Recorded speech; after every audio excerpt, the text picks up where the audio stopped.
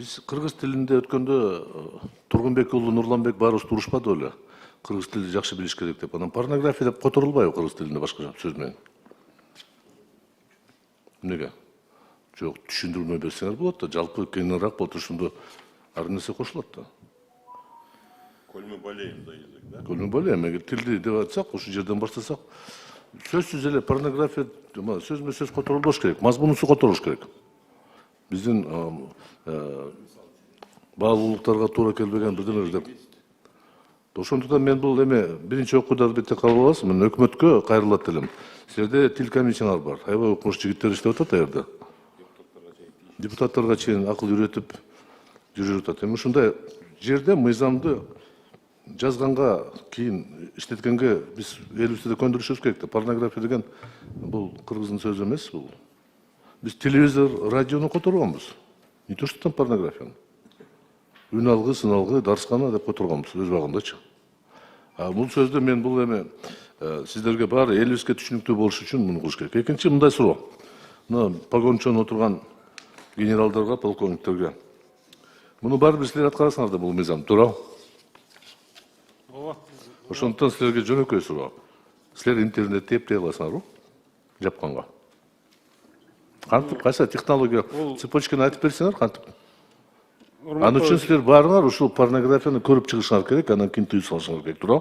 Урматтуу Исхак Саматович, бул вопрос боюнча, суроо боюнча материал түшкөндөн кийин бул деген Минцифра жабат да, Минцифрага чейин муну деген заключениелер даяр болуш керек.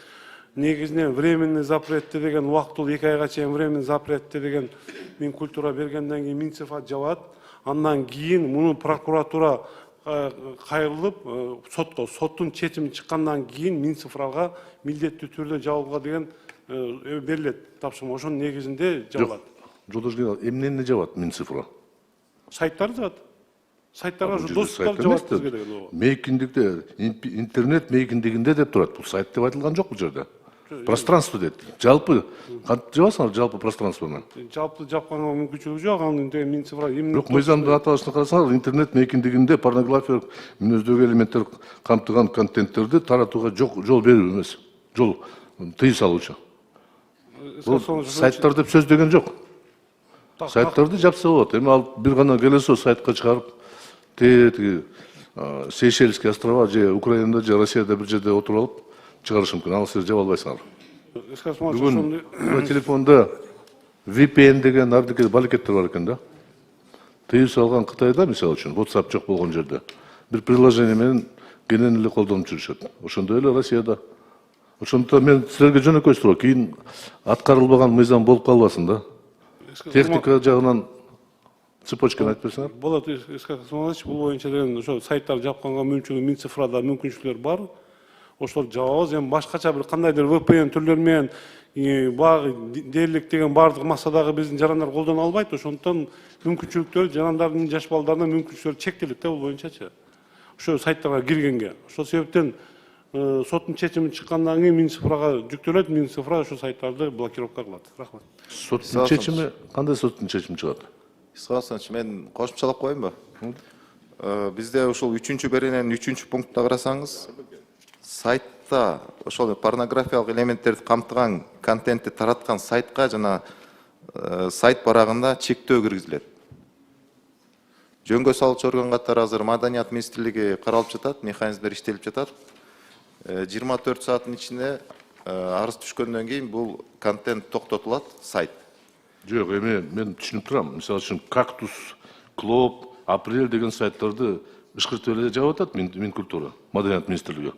Бул жерде маселе жок. Бирок жанагы жана биз айткан жаман нерселер боюнча муну кантип көзөмөлдөйт? Мен бир гана нерсе талап кылам, Минцифра бар болсо, түшүндүрүп берсең кантип жабылат? Сайт болбой, башка Reels деген бар, жана интернет кайсы бир направление бар го. В общем, короче, видеону тартып чыгара берет, ал жерде чек жок, сайт эмес ал. Бир жарандын атынан кетет. Барбы ал жаран, жокпу, кете берет да. Аны кантип жабасыңар? Минцифра айтып бергилечи. Кыргызстанды безопасное небо деп тор менен жаба албайсыңар да. Кимиңер түшүндүрүп бересиңер? Минцифра. Мүмкүнчүлүк барбы, жокпу? Бар. Саламатсыздарбы, буякта Асанов Азамат. Санарып министринен. Бул сиз жана социалдык тармактар баракча жөнүндө айтып атат болушуңуз керек, социалдык тармактар баракчаларды тилекке каршы байланыш операторлору жаба албайт да. Анын үчүн социалдык тармактын ээлери де жаба алат. Жана Instagram, Telegram деген. Өзү сайттын өзүн толук жапса болот. Жок, мен түшүнүп атам. Эгерде кайсы бир кечирип койгула. Кеңгирбаш өзүнүн атынан сайт ачып туруп, каттоодон өткөрүп, ошол жерде порнография көрсөтсө, аны жаба аласыңар, маселе жок, штрафта сала аласыңар. Дайын жок болсо, адресаттан чыкса кандай болот? Бүт интернет ошондой адресаты жок, эчтекеси жок. Таиландтан бир жактан чыгып атпайбы? Анан интернеттин алгоритми ушундай экен да. Ошол нерсени көрсөң, сага ушундай нерсени кайра алып келе берет экен да. Кээде биздин аксакалдарыбыз айтып калат го, андайды көрбөш керек деп. А сен көрбөй эле кой, сага көрсөтпөйт интернет. Принцип работы интернет ушундай да, туурабы? Демек, мен түшүнүгүм боюнча азыр силер толук жаба алабыз, мүмкүнчүлүк бербейбиз деп айта албайсыңар, туурабы? Мен цифра. Толук сиз жанагы тармактар, байланыш эмесинде социалдык тармактар, баракчаларды айтып атасызбы? Telegram же Instagram. Балам, мен интернет мейкиндигин айтып атам, жалпы. Исхак уруксатпы, Маданият министринин орун басары Тагаев. Бул мыйзамдын максаты бүгүнкү күндө интернет тармагында дал ошондой көрүнүштөрдү жайылткан атайын сайттар бар. Дал ошол сайттар блоктолот. Ал эми биз айтып жаткан социалдык тармак Facebook, Instagram, TikTok жана башка тармактар булар ансыз деле ал көрүнүштү жайылтпайт. Булардын өздөрүнүн тартиби, алгоритми бар. Ал жака андай чыкпайт. Болгону жанакындай айрым бир сайттар атайын иштегендер бар. Биз ошолорду блоктолот. Минцифра аркылуучу. Анан албетте сиз айткан через VPN аркылуу же башка аркылуу кириши дагы мүмкүн.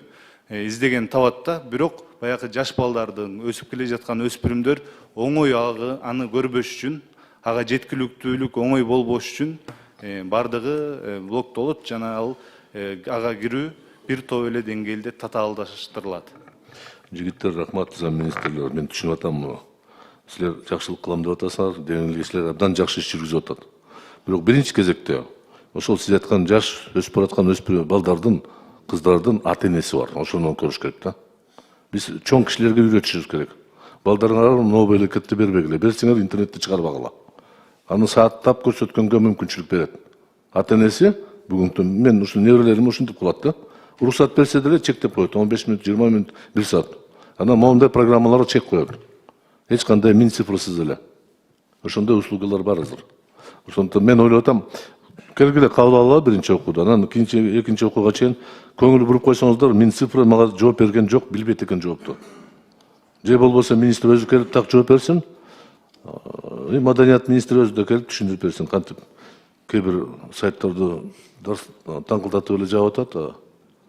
Биз ушул мыйзамдын аткарылышын ойлонуп, кийинки экинчи окууга мен сиздерден суранат элем, ушуну бир даяр болуп келсеңиздер, кантип аткарасыңар.